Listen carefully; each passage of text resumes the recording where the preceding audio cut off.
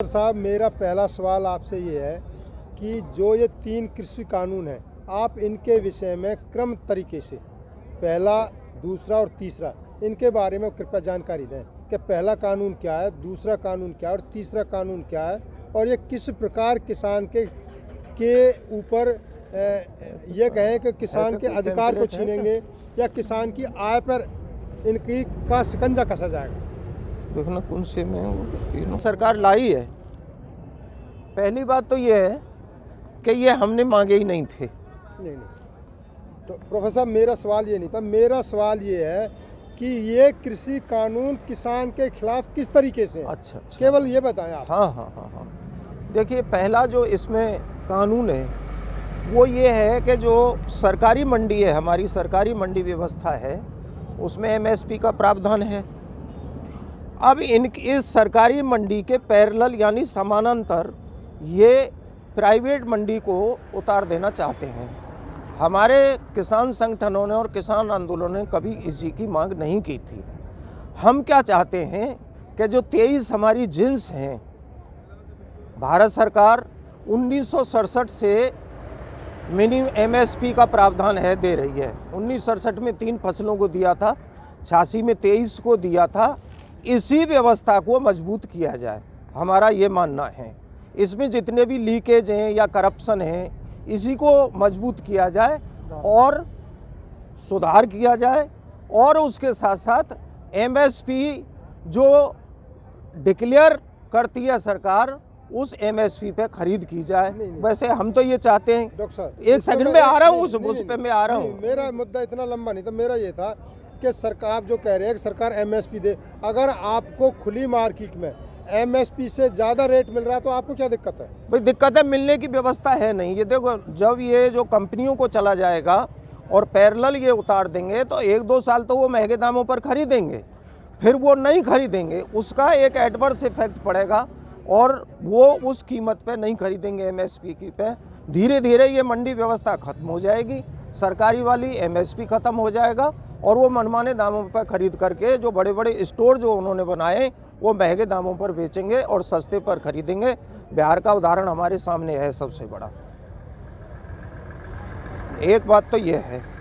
चलो दूसरे सवाल पे आते हैं कि दूसरा जो कानून है जिसमें मुख्य तौर से कॉन्ट्रैक्टिंग फार्मिंग की बात कही है, तो उसके विषय में किसान को क्या नुकसान है? कॉन्ट्रैक्ट फार्मिंग, अब भारत की जो खेती है, जो अमेरिका पैटर्न पर अपने देश में जो ये लोग लागू करना चाहते हैं, ये संभव नहीं है। 70% जनता हमारी खेती पर निर्भर है। आप कॉन्ट्रैक्ट करेंगे किसी फसल का अपने मार्केट के मुताबिक, किसान अपने इच्छानुसार फसल नहीं बोएगा उस पर। वो अपना मुनाफा किस में होगा, उसी से बीज लेना है, उसी से खाद लेना है, उसी से कीटनाशक दवाई लेनी है, और उससे एक मार्केट का एक भाव तय हो जाएगा दोनों के बीच। अगर कोई प्राकृतिक आपदा आती है या फसल उनकी क्वालिटी के मुताबिक नहीं हो पाती है या और कोई घटना घटित हो जाती है, जैसे मार्केट का रेट हाई चला जाता है और मेरा किसान के साथ रेट तय हुआ है कुछ और, तो ऊंचे दाम का लाभ किसान को नहीं मिलेगा, नंबर 1 बात। और मार्केट का रेट अगर नीचे चला जाता है तो नीचे पे खरीदेगा। ये सबसे बड़ा खतरा है उसमें। चलो तीसरा सवाल। और हाँ, अगर पैसे का पेमेंट नहीं होता है तो अदालत जाइए। अब अदालत अगर जाएंगे, वहाँ एसडीएम है, डीसी है, बड़ी बड़ी कंपनियां हैं, बड़े बड़े वकील हैं, जाहिर है उनका फैसला किधर जाएगा तो किसान इससे तबाह हो जाएगा। और जो तीसरा नियम है या तीसरा कानून है, आवश्यक वस्तु अधिनियम, वो किस प्रकार से? आवश्यक वस्तु नियम में तो सारी हदें ही तोड़ दी। 1955 में जब पंडित जवाहरलाल नेहरू थे, वो इस कानून को लाए थे। उनका ये था कि एक लिमिट है, एक कंट्रोल, या कहना चाहिए एक सीमा से अधिक भंडारण कोई भी व्यापारी नहीं कर सकता। अब इन्होंने वो लिमिट हटा दी है, कितना भी भंडारण कर सकते हैं। मार्केट में कृत्रिम महंगाई दिखा करके, उसकी शॉर्टेज दिखा करके वो फिर महंगे दामों पर बेचेंगे। तो जो फूड सिक्योरिटी है देश की, जो खाद्य सुरक्षा है, अब क्या प्रावधान है? अब सबसे बड़ा प्रावधान ये है इसमें कि ये चीज़ें, जब कोई कृत्रिम महंगाई आती है तो सरकार छापे मारती है, उस माल को जब्त कर लेती है। ये सारी चीज़ें अब कोई प्रावधान नहीं होगा, वो कितने में भी बेच सकती हैं।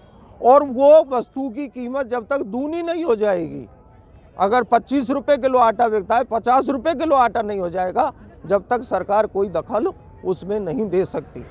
ये हमारे साथ थे डॉक्टर रघुवीर सिंह, जो प्रोफेसर हैं। उन्होंने कृषि कानूनों से किसानों को होने वाली हानियों के बारे में बताया।